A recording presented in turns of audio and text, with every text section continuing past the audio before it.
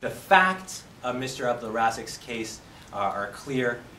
We have clear documentary evidence which indicates that from the Department of Foreign Affairs that CSIS recommended Mr. Abdelrazik's detention in Sudan, that Mr. Abdelrazik was detained in Sudan, that he was visited in detention by CSIS officials, that he was subsequently tortured while in detention, and then the fact remains, and we know this publicly because it's in the newspapers almost every day, that this government is impeding Mr. Abdelrazik from coming back to Canada.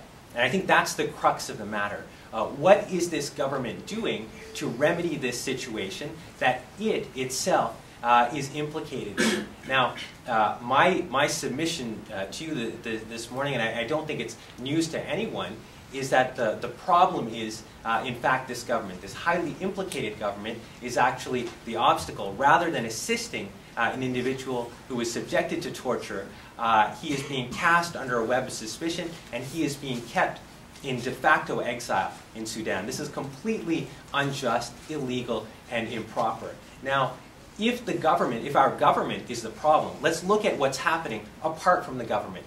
There are over 60 organizations in Canada who support Mr. Abdelrazik's right to come back to Canada. There are over 200 citizens who, in fact, went to the length of defying a federal regulation to buy a ticket to repatriate Mr. Abdelrazik back to Canada. All of the major political parties, apart from this conservative government, have in fact endorsed Mr. Abdelrazik's right to come back to Canada. We call upon the government to bring Mr. Abdelrazik back home today. That there's no reason that this government needs to wait for a judicial order to do what is legally, morally, and otherwise the right thing to do.